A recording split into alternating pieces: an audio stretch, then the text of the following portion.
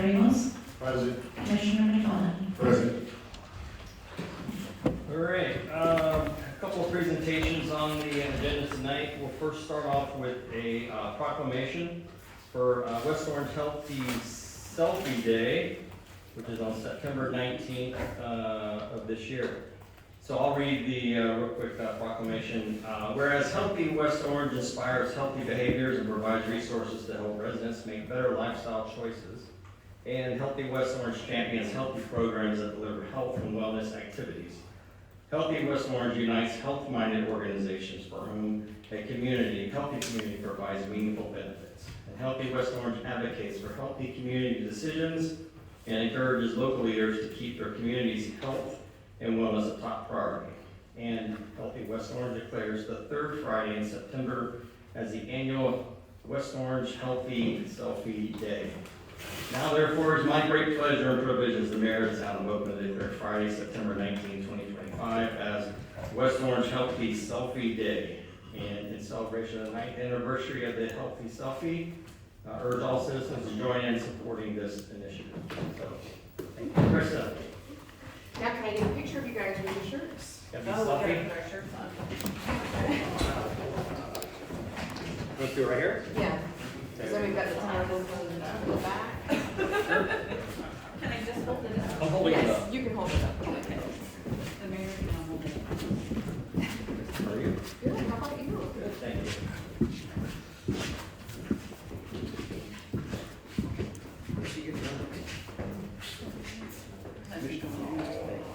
I'm gonna do one like this, All right. and then we're gonna make it a true selfie. Okay. Oh, I thought you were gonna show first one, one. Yeah, no, you gotta do it. Okay, ready? 1, 2, 3. It worked. Yay, Sure. perfect, thank you guys. Thank very you. much.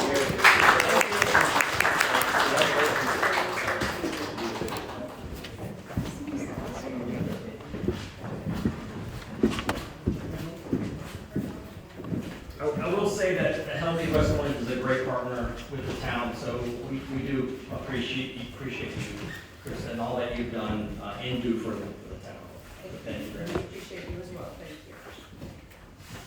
you. Okay, next on the list is Chief Eason, and it looks like the Police Department Second Quarter 2025 Awards. Good afternoon, Chief. Evening, sorry. It's all the same. Good evening. How are you? Mayor Taylor, members of the commission, I appreciate you giving me a few minutes. I'm going to try to get done faster than last time. In going over 5 different awards for the second quarter of 2025. So for the first award, if I could have Officer Brianna Fernandez up here. Oh, don't clap yet. You don't know what you did. So, on June 25th, 2025, Officer Fernandez responded to John's Landing subdivision regarding a sick or injured person. Upon arrival, Officer Fernandez recognized the symptoms being experienced by the subject to be consistent with an opioid overdose. Officer Fernandez utilized her Narcan, which was not successful. After obtaining a second dose of Narcan, Officer Fernandez quickly administered a second dose, resulting in the subject regaining consciousness. The subject was turned over to emergency medical personnel and was transported to the hospital for further treatment and evaluation. Because of her quick response and actions related to her training, Officer Fernandez deployed 2 doses of Narcan, successfully reviving an individual experiencing a life-threatening overdose from opioid use. Due to her actions, Officer Fernandez likely saved the life of this individual and is awarded the Oakland Police Department's Life Saving Award. Thank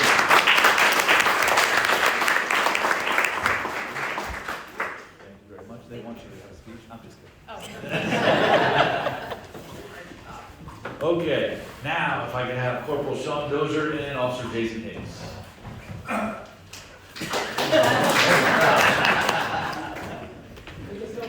You haven't heard what he's done, and this is probably that. Okay, during the time period of January 1st, 2025 through June 30th of 2025, Corporal Dozier and Officer Hayes have worked together on the day shift patrol squad. Despite having worked for multiple supervisors in this time period, both Dozier and Hayes have demonstrated qualities of initiative and leadership which have had a positive impact on the residents within the town, as well as the agency. Community engagement has resulted in several letters, phone calls, and social media posts to highlight the impact both employees have made on the town. From supporting a child's lemonade stand to engaging in a local garage sale, these officers continue to carry out the values set forth within the Oakland PD mission statement, which states the mission of the Oakland Police Department is to effectively reduce crime and enhance public safety by working in a close partnership with town residents, visitors, and other town businesses. Statistically, these two officers led the agency in several categories during this time period. These two alone conducted 195 traffic stops, resulted in 162 verbal warnings and 33 citations. Aside from their normal duty responsibilities, both remain engaged in extra commitment to the agency as well. Officer Hayes has completed his recertification as a firearm and taser instructor, volunteering to assist in keeping the members of the department current on their certifications.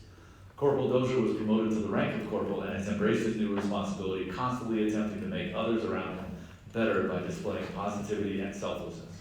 For their professionalism and daily commitment and willingness to take on the responsibilities, extra responsibilities, while enforcing the laws and keeping up positive community engagement, Corporal Sean Dozier and Jason Hayes were awarded the Oakland Police Department's Achievement Award. Stand by. For his emphasis on community engagement and multiple calls, emails, and social media posts from the residents within the town, Corporal Sean Dozier is also awarded the Oakland Police Department's Community Service Award.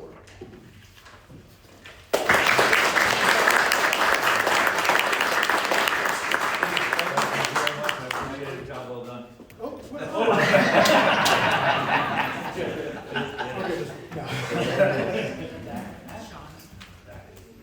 Thank you, sir. Appreciate it. Thank you, guys. If I could have Corporal Anthony Edwards and Officer Nicole Hall.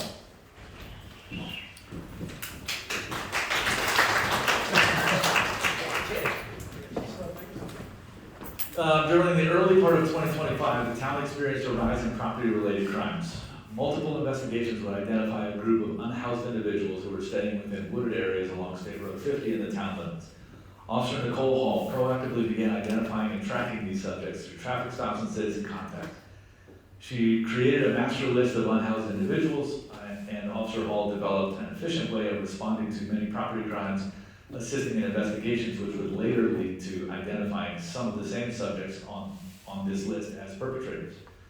Through cooperative efforts and communication, Officer Hall developed a rapport with some of these subjects, allowing for additional intelligence to be obtained. Multiple cases were able to be closed with the assistance of the hard work done by Officer Hall.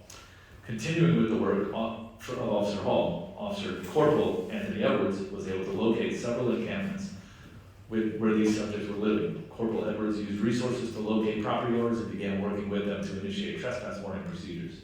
Corporal Edwards spearheaded the response to issue trespass warnings while providing information for services needed by these subjects.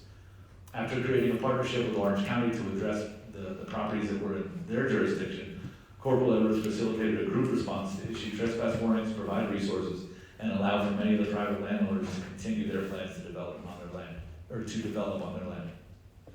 For their superior initiative in recognizing a problem while working with others to develop a plan to resolve that problem, Corporal Anthony Edwards and Officer Nicole Hall are awarded the Oakland Police Department's Award of Commendation.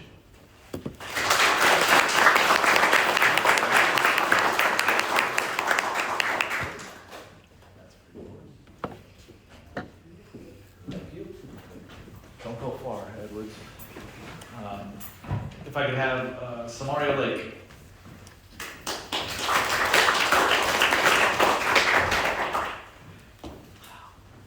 This year, Officer Lake completed her first full year as the SRO at the Oakland Avenue Charter School. During this time, I received multiple calls, emails, and letters from parents and staff at the school commending her for her professionalism and ability to have a positive impact on the lives of the children. One letter received from a part-time teacher at OACS who recalled his observations of Officer Lake interacting with the children in a positive manner, making them feel safe. The teacher stated, "What was most impressive is the bond she created with the students. She can't walk anywhere without students running over to her to say hi and give her a hug." Officer Lake also took the initiative to provide safety training for the staff at OACS, training them on emergency responses and evacuation of students if the need arises. Her commitment to the staff and the students at OACS is reflected in her quality of work as well as her positivity on a daily basis. For her commitment to safety of the staff and students at OACS, as well as her professionalism and positive attitude as a representative of the Oakland Police Department. Done that twice.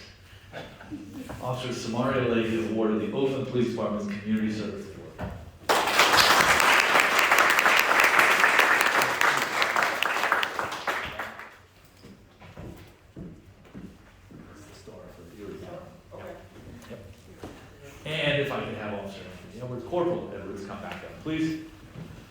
During the second quarter of 2025, Corporal Anthony Edwards showed great initiative in addressing the response to a rise in property-related crimes and the recent influx of unhoused individuals. Corporal Edwards has continued to learn and make daily improvements within his new role related to his promotion to corporal. In addition, Corporal Edwards assisted Winter Garden PD in locating a vehicle where the occupant was alleged to have a firearm and had used it in the commission of a crime.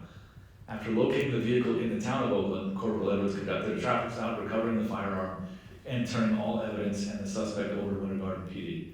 For his relentless search for an armed felon while locating the individual, as well as his constant development of skills required in his new role as a corporal, Corporal Edwards is awarded the Oakland Police Department's Officer of the Second Quarter.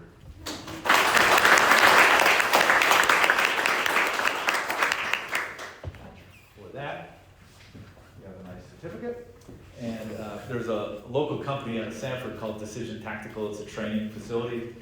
They basically took an old movie theater and redid it to have different scenarios within the movie theater. It's an incredible, they brought all the chiefs over to see the training. It's an incredible training facility, and they were nice enough to contact me, and because he got an officer of the quarter, they said every officer of the quarter gets a free day of training there.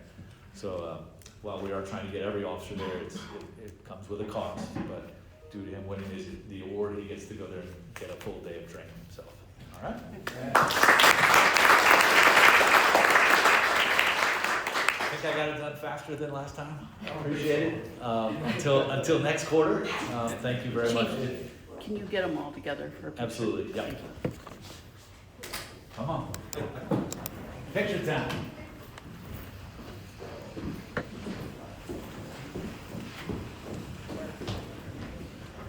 Where you want us? Oh, yeah. Right up. Why? Oh. Nice out here. That's right here? Yeah.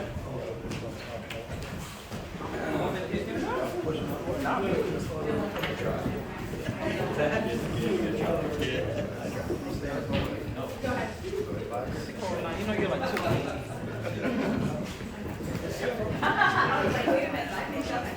I want to hug.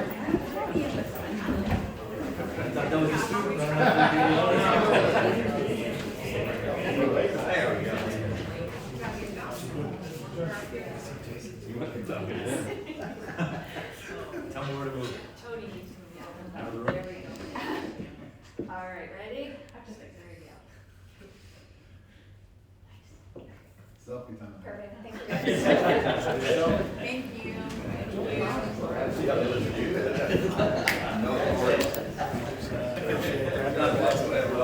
Great job, guys. Thank you. Thanks for everything you guys do. Thank you, guys. Thank you. Thank you, man. Thank you.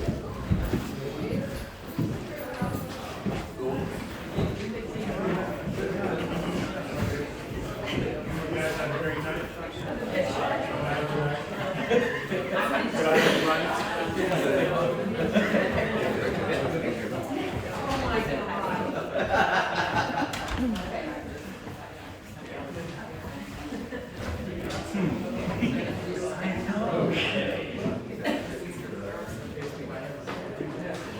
All right, moving on to our next item on the agenda. It is the consent agenda. We have 5 items on here tonight. Item A is minutes from the 7/8/2025 and the 7/22/2025 Town Commission regular meetings.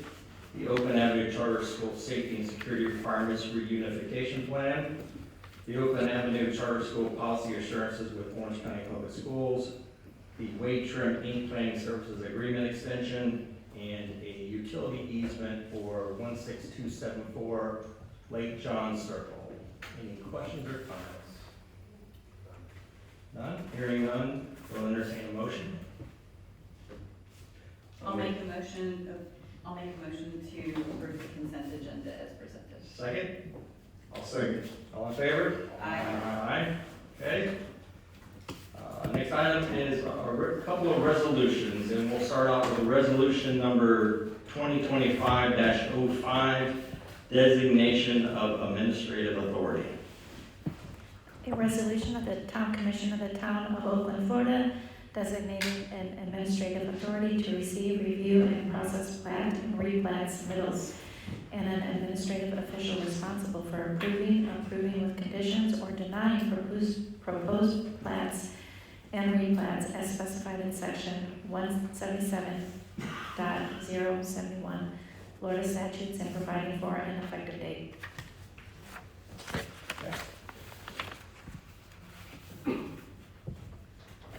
This resolution is to fulfill the state requirements for Senate Bill 784. So it basically removes the commission and the planning and zoning board from the plating and replatting process.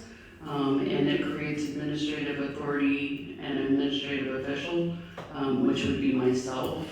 So basically it'll be an internal review. Our engineer, our surveyor, our town planner, our public works department will still be reviewing those along with our attorney to make sure they're in compliance before I sign them, but basically I'll assume that responsibility for the town.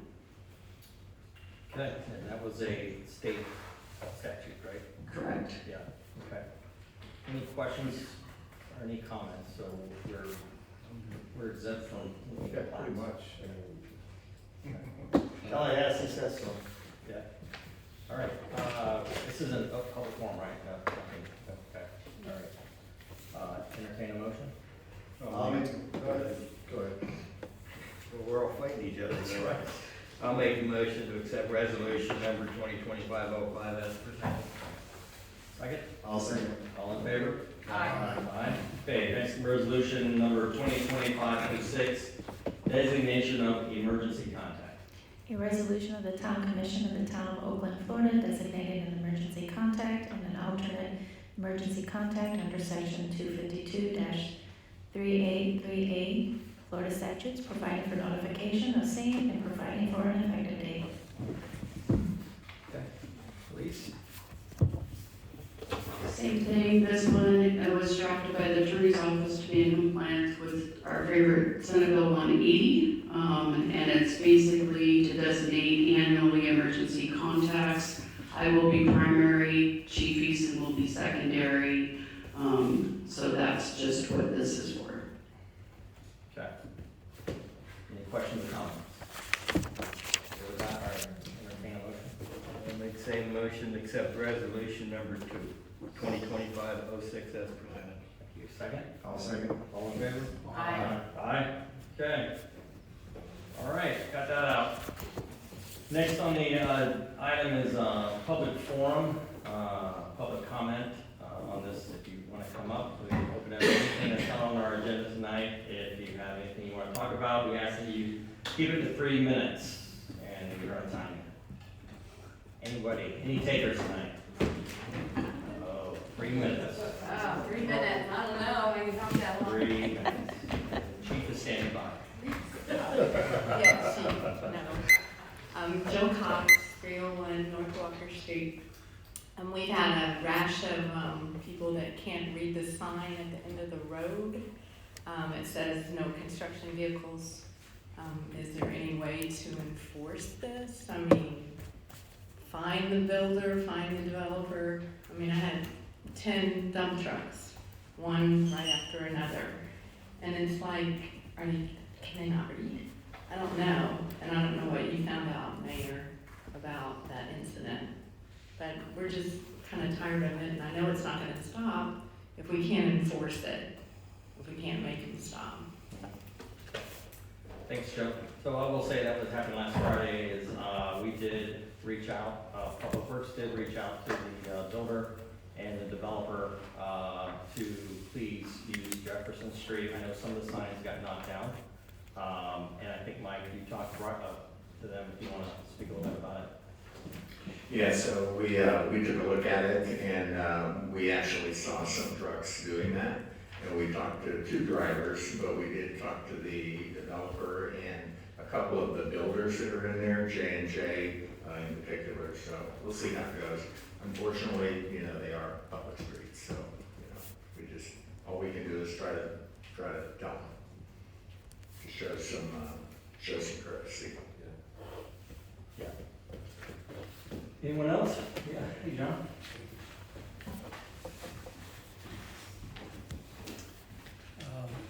John Hammerstein, 306 East Vic Avenue.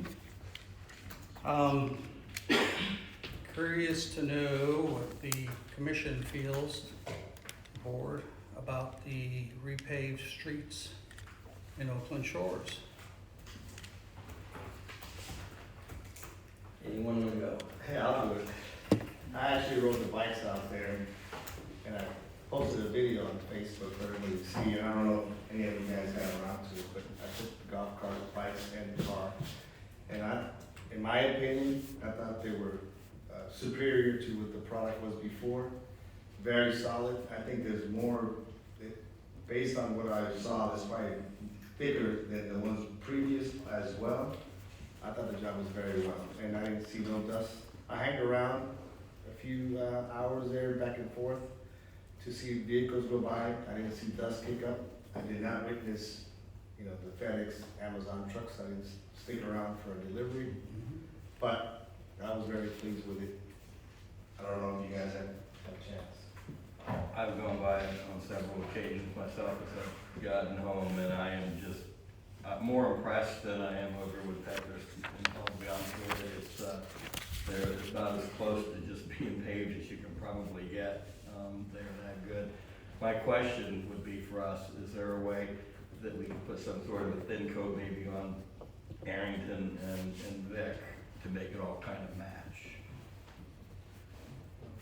Would you like me to answer that? See, a lot of times I might hear a question. We have reserved some material just for that, if we have the commission's blessing on it, for Arrington for sure. I think, personally, and it's just my Parker talking here, I think East Vic is a prime candidate for actual paving, because of the cut-through traffic and the traffic that we get from Oakland Park. So anyway, that's just my opinion. But yes, we have material reserved. Contractor will be back once we get the okay from you. And he's got to do the driveway still. John, what do you think? That's what I was gonna say, I've driven through half a dozen times, it looks great to me, but I don't live in the neighborhood, so I would say, what do you think? Yeah. I wish more of your neighbors were here to tell us. Well, compared to the pavement on Vic and Arrington, it's far superior, no doubt. Vic and Arrington continue to turn into dirt or something, I don't know, there's more and more, and the stark comparison is, obvious. So, would very much appreciate figuring out how to do Vic, and then pave Vic, and then do the other surface for Arrington.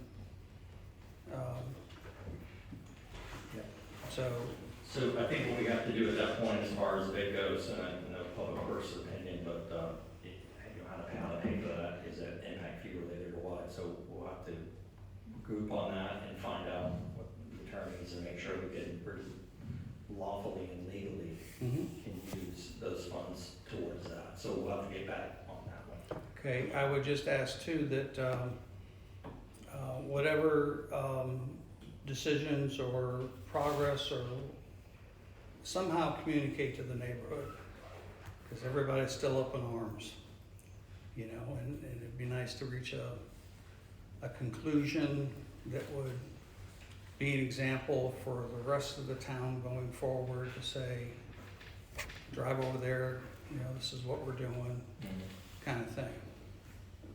Right, Mike? I agree with you, John. Okay. As many people as we can get to go and say, wow, or the other, if that's, their desire, the better we are to get an opinion of Okay. people. And again, I deeply appreciate all the effort behind this. It's gonna be great, it's gonna be fine. I just need to cool the embers. Well, it goes the other way too, John, is you guys have been pretty patient and indulgent. There were some mistakes made, and that goes beyond notice also, so we appreciate Yeah, that. I like the long-term plan, right, not the, Yeah, it doesn't move fast, it doesn't move fast. yeah. Thank you, John. Thank you. I wanted to say one thing about Mike, what you said, leftover material. If we can use it on Dick, because that's the cut through road as soon as possible. Because I do like the idea of the asphalt after we get past the legalities. I think you said on Arrington, use it on I'm sorry, Anthony.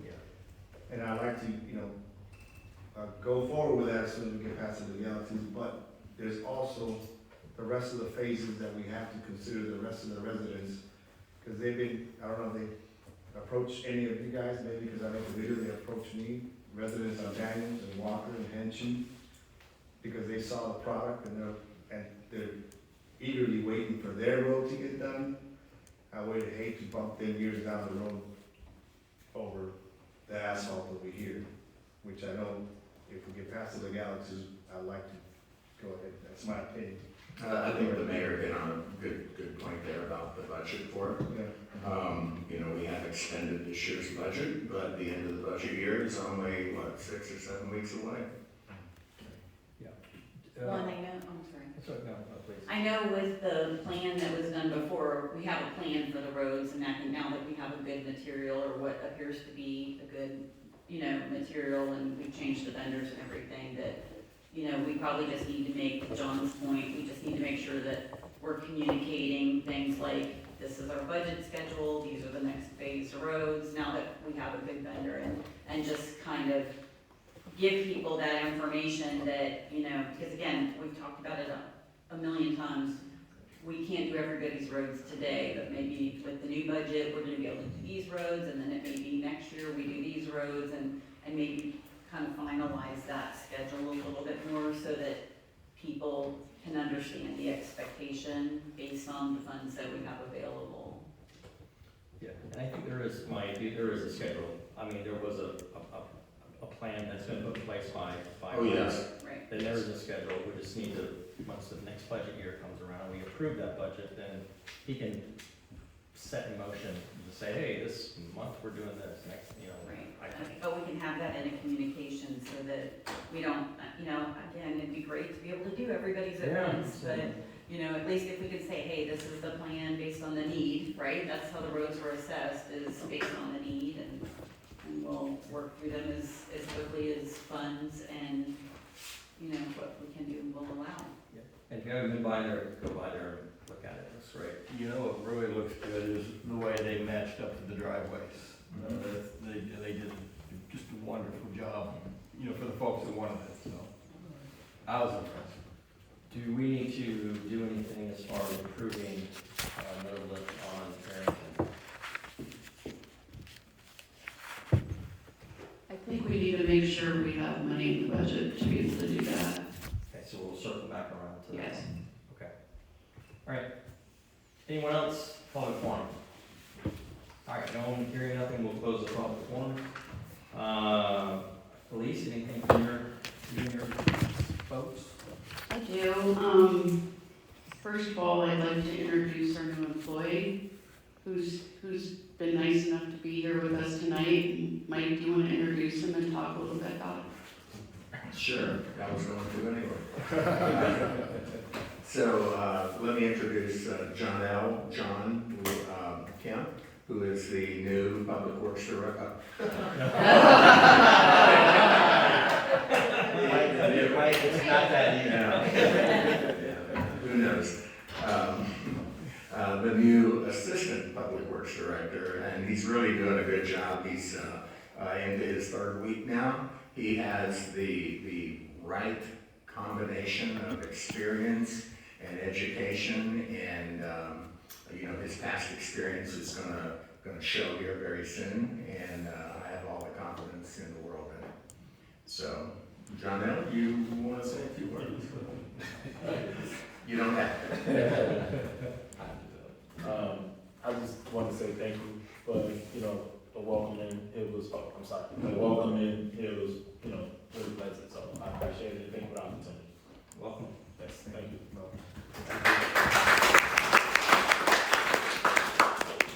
We all wish you good luck. I think Mike wishes it most of all.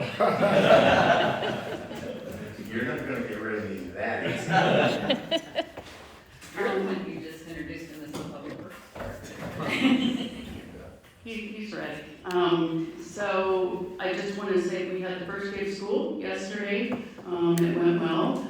And on top of that, I will cover Chief's, school speed zone cameras are in place and we're doing our 30-day notice. So effective September 10th, they will be officially in place and running and fines will start.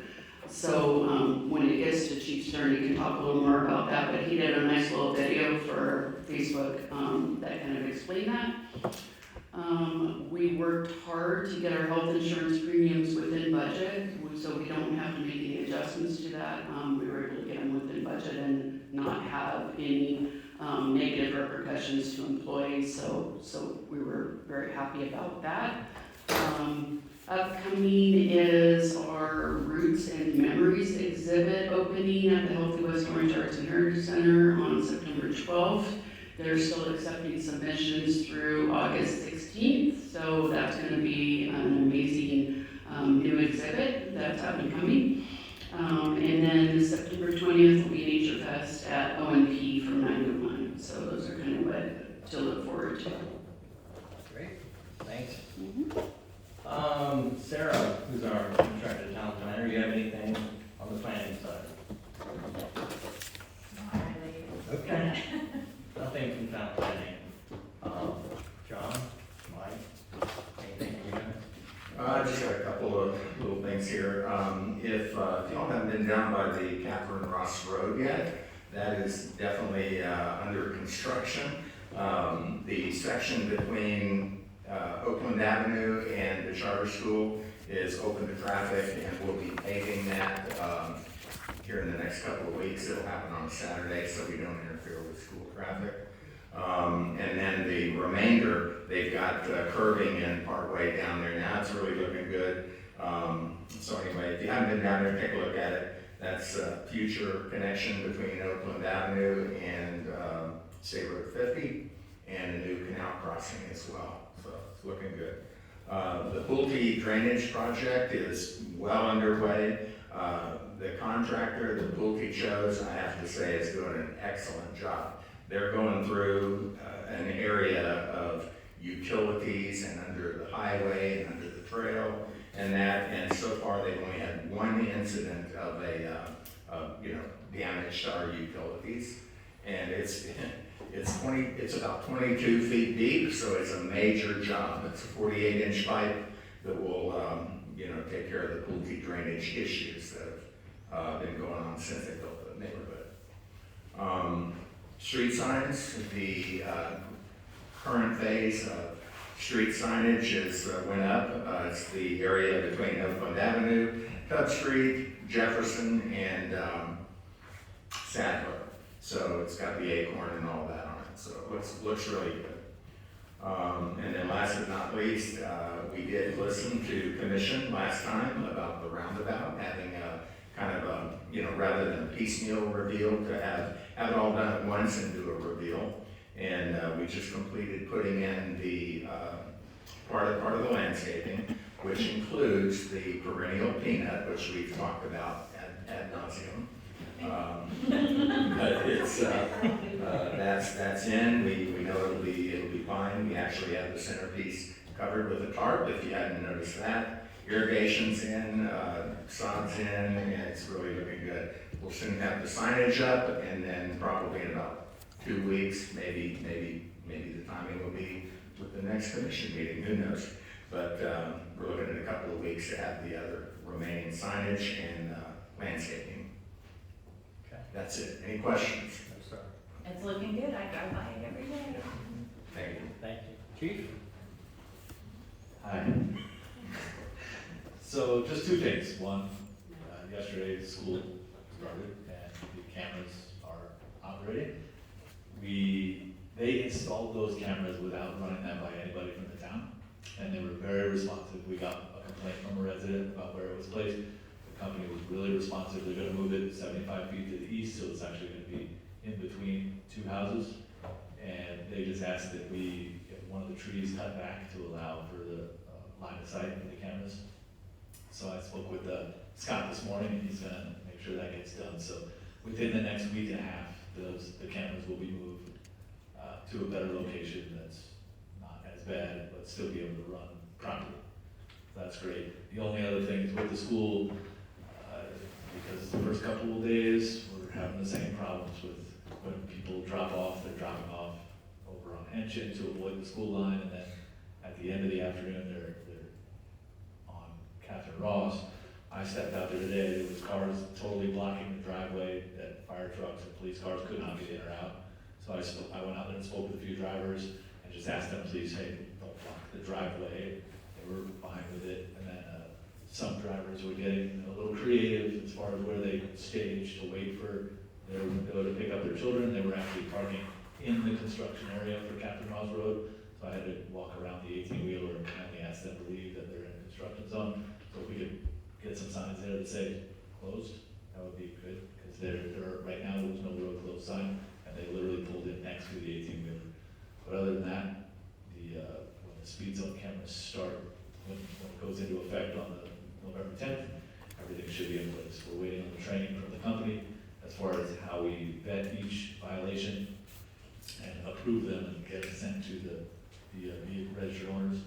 And other than that, I think that project will be complete come the 10th. Everything is done. It's been great. A little bit of a delay, but I appreciate everybody's patience with that. I think everybody will be safe in and around the school. Good. What's that fine? $100. As long as it stays and it's paid in the first 30 days, it's $100.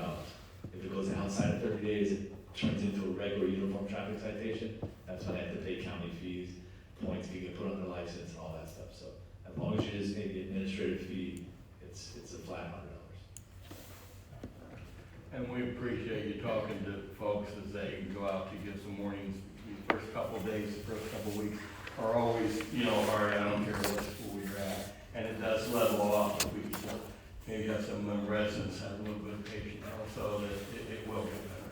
Yeah, it's fine. The attention, there was officers there yesterday and today. They spoke with a few residents that did it, but it wasn't a problem. They weren't violating the law per se, they were just violating the contract with the school, but they were very cooperative with it. My concern more was the Captain Ross. Right. So, and they were, I understand on that side, those are probably new parents, but this may be their first year on the BPK. So after a week or so, everybody will understand it. It's fine. It always works out somehow. I don't know how, but it always does. So thank you.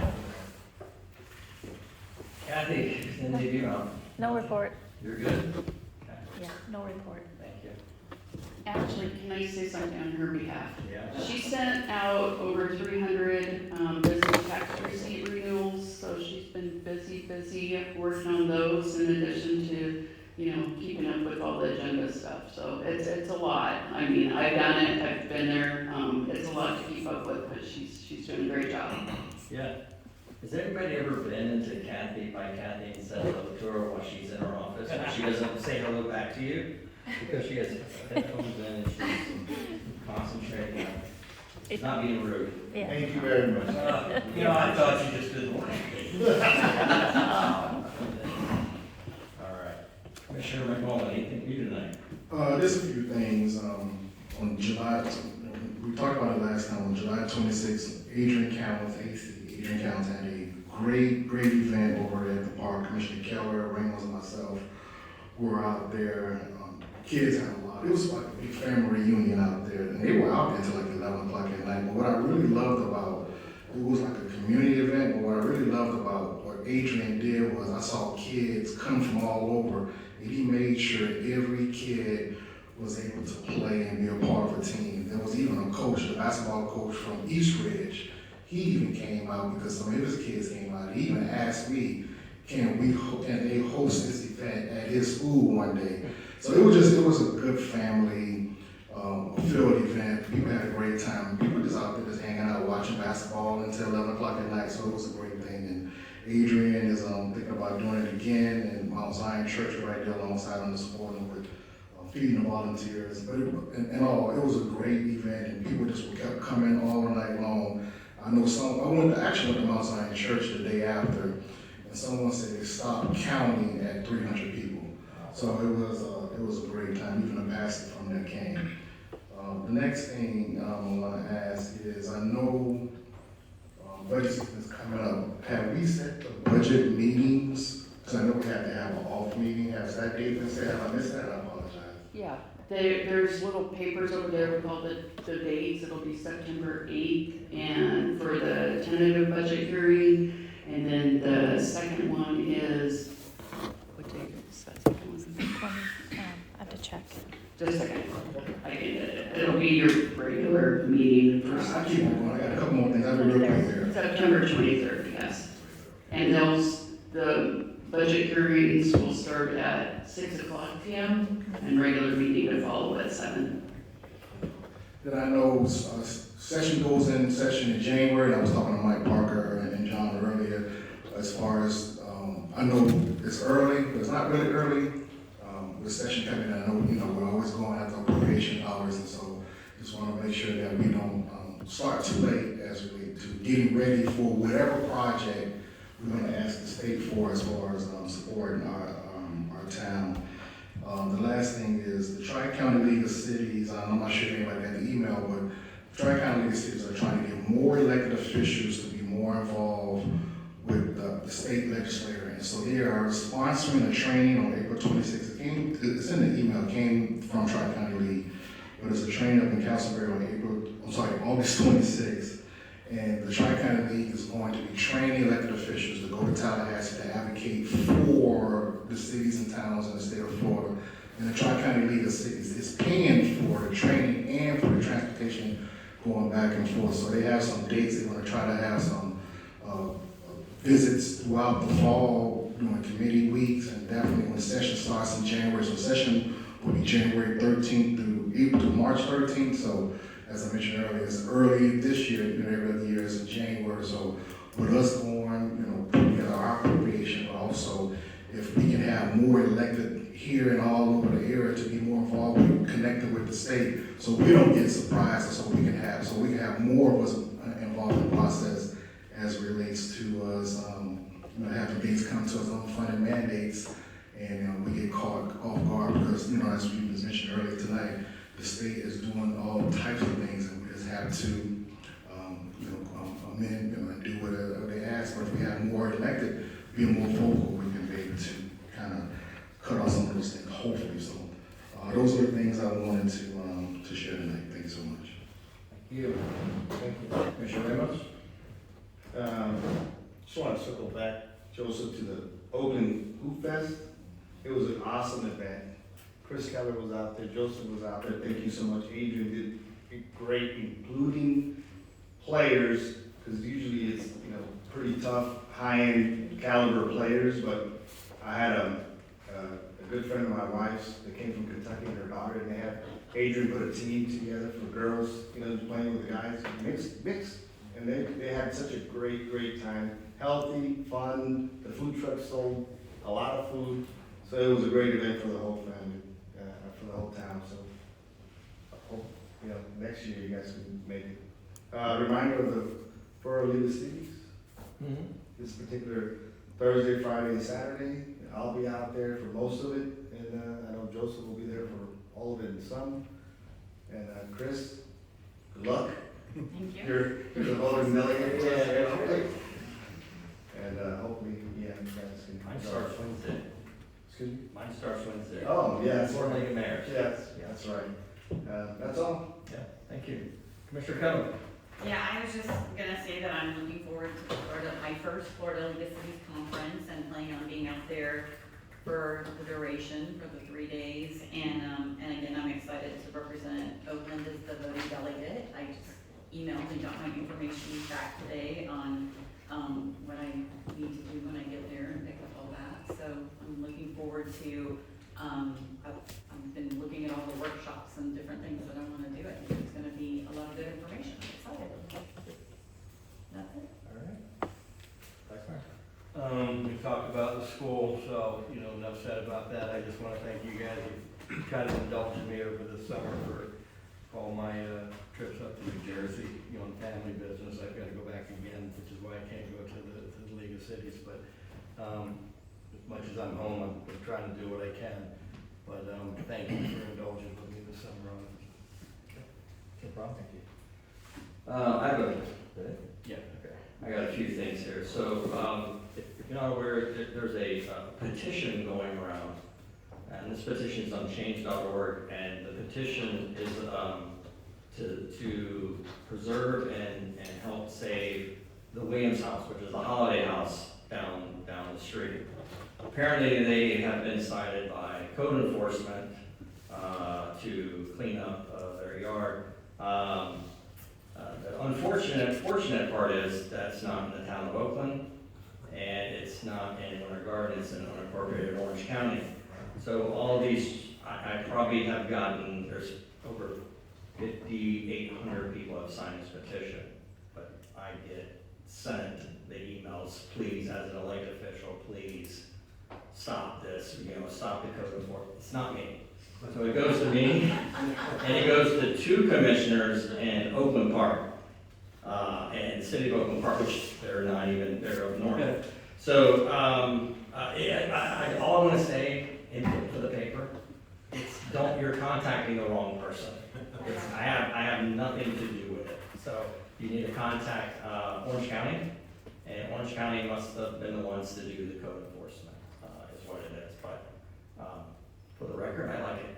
I think it's a great little thing in the holidays to have, Well, it's more than a little thing. It's more than a little thing. It's a tradition. Yeah. We used to go when it was little, Yeah. through the house, now it's Yeah. huge, still tradition. It's great. Second, I think we all got copied on the bombardment of emails on trash service that came through this week about trying to go back to 2 days a week. I don't know what the thoughts are on that, or anybody's thoughts on that. We had a committee put together, a trash committee. They went through, they evaluated, they looked, they went 1 day a week.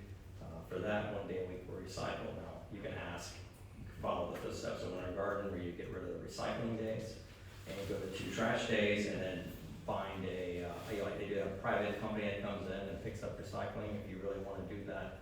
But that logistically may be harder for them. I know they're smaller, just getting started, but I'm opening it up to thoughts to anybody to explore it, look at it, or what. Well, I did reach out to Platt Loftus when I saw the social media post. And he asked, if he could come in and speak to the town and the commission on some of the options. I didn't talk about financial options or changing the route, but he just wanted to come and talk to the town about best practices when it comes to collecting trash or packing trash. But he did mention, an invite, he's open to coming out. Plus, Waste Pro will be out to the Florida League of Cities, and on Wednesday, I know Thursday, they have a gathering, so what. I did reach out to him and asked, I shared to him some of the postings and he's open to coming out. So we can set that up to have them come out? Mhm. Yeah. Yeah. Okay, all right. Well, and I also think it's important to recognize that in addition to the people that were asking for additional days, there was actually one email too that said, please don't change anything, I'm on a limited income, and, they don't want an increase in cost. So, I think that it's worthy reiterating that, we did have a committee of residents in the town that actually made the recommendation that was approved. This was prior to me being on the commission, but I think that, obviously if it's something that needs to be looked at, we can have that conversation, but I think we also have to be mindful of the people who may not be willing to, who not wanting to pay more. So it's, with all these issues, is it a handful of people that are wanting 2 days a week, or is it half of the town, so the loudest voices get, the squeaky wheel gets the grease, right? But I just wanna make sure that we don't say, okay, we'll do it, it's gonna cost us much more, and then hurt other people. So I think that, again, like we say all the time, having people come to the meeting and express their concerns rather than airing it out on social media, I think is important for us to get a true examination of the issue. And bringing the Waste Pro person to soundboard who can give us some ideas, because when we haven't pinpointed what percentages needing who's financially tight to say, I only throw trash once a week. Why should I pay for twice a week pickups? Well, there might be a lot of people who may need twice a week. I would be one of them, and my opinion around the neighborhood, they all came to me and I said, let's give it some time to see how it plays out. And there's the same residents who come and say, I got bags and bags piling up. So maybe someone from Waste Pro can tell us, how do we balance this out with helping both sides? Yeah. Ed, I think you were on the trash, were you on that committee? Yeah. Yeah. Now, while Ed is walking up, I would want to mention, we did stretch out that waste management contract as long as we could, because we knew it was gonna be a big jump in price. So, I mean, you probably have know the numbers, I can't remember those off top of my head. But when we had the old contract, you know, we held on to it and we extended it because we already knew everyone that was trying to bid prior to us extending was gonna be a big jump in price, and that's one of the biggest pieces. That's because the industry. Yeah, so, Ed Kulakowski, 51 Vandermeer Street. So I was on that committee that reviewed the proposals for new waste management, and we did solicit as part of the proposals exactly the same twice a week pickup that Waste Management was giving us. And the cost for that was twice what we selected. And we made the choice for once a week pickup with a small adder if people needed additional bins. And so if you had more than one bin, you could get 2 bins, and it would cost you $2 or $3 per billing cycle to do that. It seemed a very economical choice in order to handle more trash. We did hear some comments that some people, well, I don't have room in my garage for 2 cans. I don't know how you please everybody, but our recommendation was based on evaluating the proposals and getting the most efficient and economical, and the approach that we felt served most of the residents. I have gotten some other feedback personally from others. A complaint that Waste Pro was using an automated truck over in the Johns Lake area, and there was some concern. Well, they didn't, they did people with 2-man trucks instead of automated trucks. The person was upset about that, but even more so, what one of the concerns is that people really aren't monitoring what they put in the recycle, and the feeling was that most of the recycle pickups are going to the solid waste trash, just like the regular trash. So that would be perhaps one thing to talk to Waste Pro about, is do their guys look in the bin, and if they see something obviously wrong, like we're not supposed to put glass containers in there anymore. If they see glass in there, do they leave the bin, or do they pick it up and trash the whole load instead of recycling it? So there is a suggestion to talk to Waste Pro about at your meeting with them. And again, just to go back, we felt we recommended the most economical approach that would serve most of the residents of Oakland in the best way. So if you got any questions about anything else we talked about. Well, that was my curiosity, was what the difference in cost was. Yeah, it was It was twice. significantly more. Twice, yeah. It was a big jump. Yeah, I thought I had heard that it was, so that's again Yeah. why I want to make sure we're cautious Yeah. about not Well, doing that to everybody. almost twice. We pay $24, I think, now, and the twice a week was like $44 a month. So it was significantly more. Well, and I hear the comment all the time, why can't we just go back to what we had? And I don't think people fully understand that that contract was done. With that, the option to keep what we had at that price was not an option, because our contract, we had to get a new contract. So price was gonna go up, it was just finding what was the best strategy, and I think the committee did a good job at evaluating that and coming up with something that. Thanks. I would also point out that the price is not the price, because the waste management contract was a fixed price for the whole term, and for the extension that we got. The new contract with Waste Pro has an annual escalator in it, depending upon tipping fees and stuff that may go up in the future. So, well, it's $24 this week for this year for once a week pickup. It may not be that next year. It may be more. And twice a week pickup, of course, would be even more. So, thanks. Thanks, Ed. And again, same thing, and thanks for the help with it, is going forward. The question that I would have with it is, and I am in the camp, I'll be honest, that probably a lot of people do need 2 cans that have bigger families, you know, I can understand that. What is that cost difference, that if you were to want a second trash can, that it would cost you per month? That'd be beneficial for people to hear, and have Waste Pro come and give all these pros and cons and stuff. I think it's probably gonna be the key to it. Yeah. And you know, like, what's that difference? Just for the record, the additional cart is $2.25 per month for the additional cart. $2.25? Right. That's it. It's very beneficial. Again, they're not coming twice. Any company would charge you twice to come twice. So. Yeah, there is no charge per se for the service. It's just the additional cart has the service that, you know, calculated. How many additional can you get? I think it was up to 3, but, you know. And the recycled extra carts were $1.70. All right, You got oh, hey, John. Hey. This might be your headline. Okay, thank you for coming, John, we'll see you. John Hammerstein, 306 East Vic Avenue. So the main complaint I hear is not fly proof. And the flies get in there and make maggots.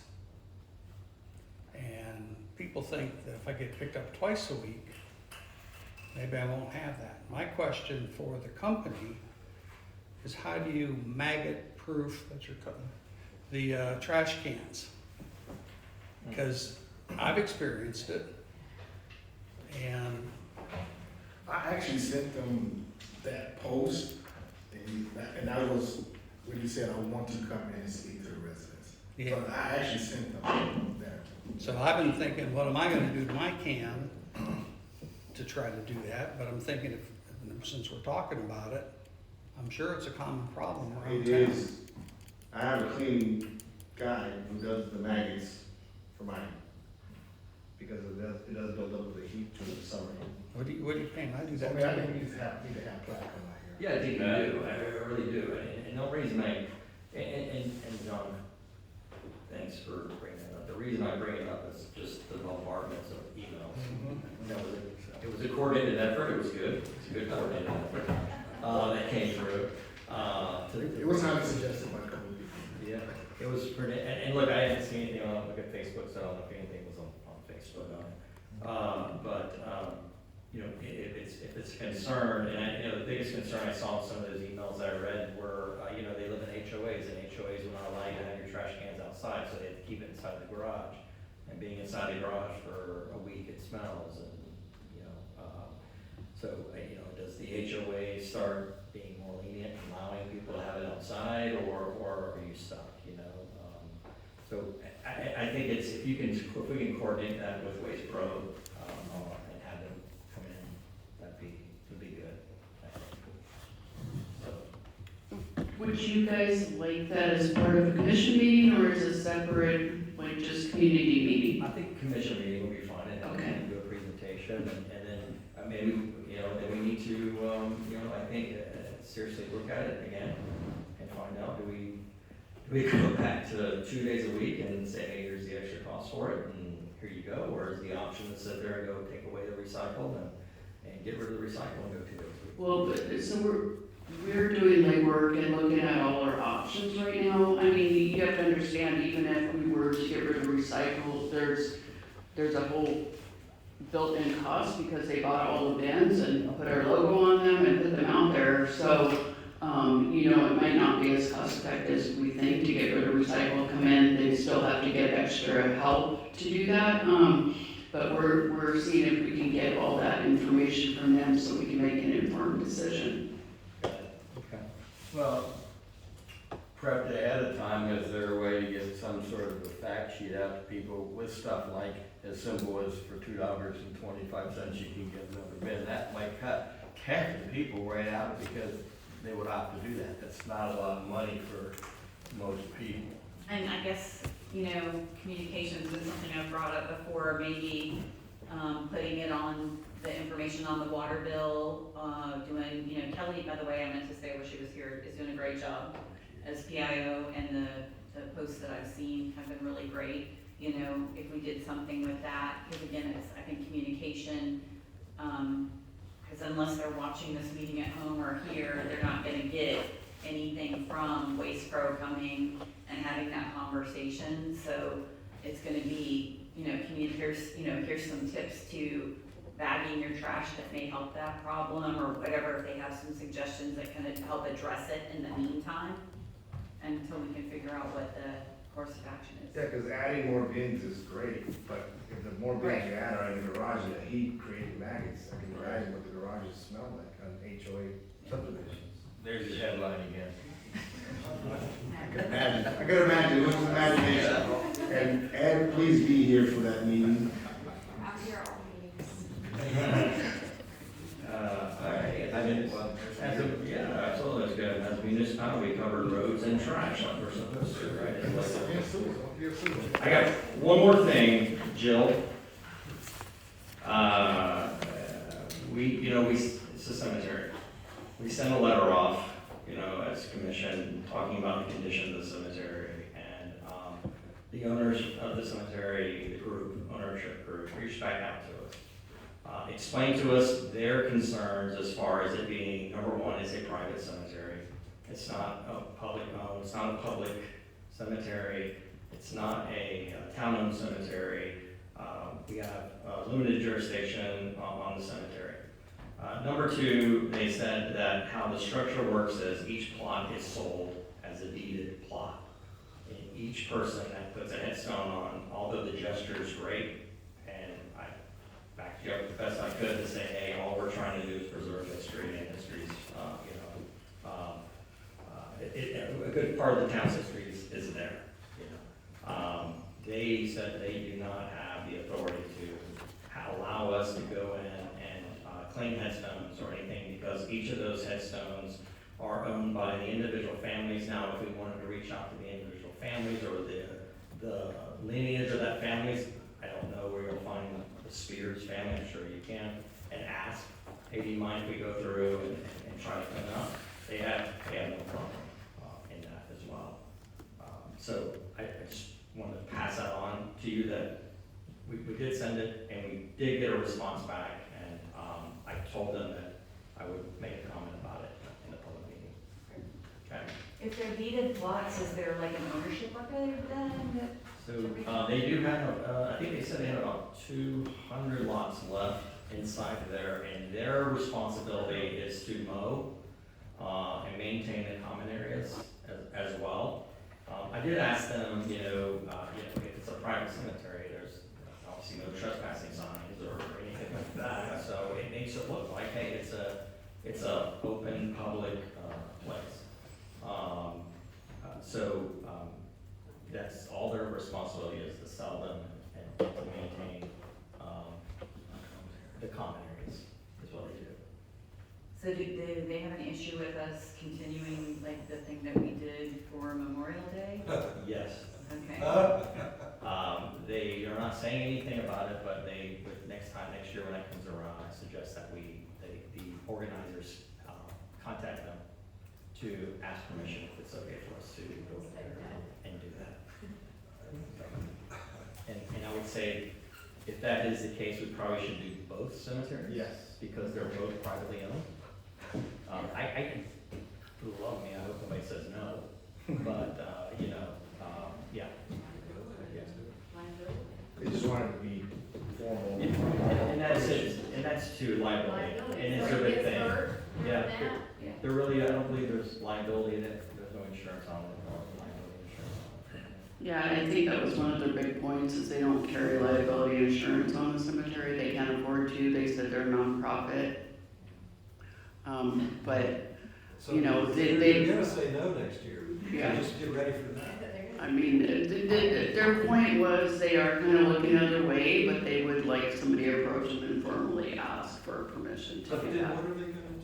Well, there's a town of, the Sadler part of, is the town owns that stretch of Sadler right adjacent to the cemetery, right? So we could certainly do something maybe there. I believe that if we ask permission, they will allow us, like the mayor said, it's more of a formal ask. And And we're release ready them for from it, any we're probably gonna liability. have to get our insurance for that day or whoever organized that. When we used to do ministry events on private property, like the one we did for Lakeside, Just for Him Ministries, remember, we had to go get insurance for the day of the event, pay for that, it was a couple of $100. And we had to pay for that to use it, just in case it was an accident. That may have to happen for both of these cemeteries, so we could all have the write-off, like a waiver, so anybody could join. So we'll see what happens. So we sent a letter and we got a response back. Just so that you know, I thanked them for at least responding back to us and talking through everything. So I do appreciate that from them to do that. Other than that, that's all I got. Unless anything else. Good. Joseph. All parking lots are satisfied, Mr. Chairman. It is 8:07 p.m.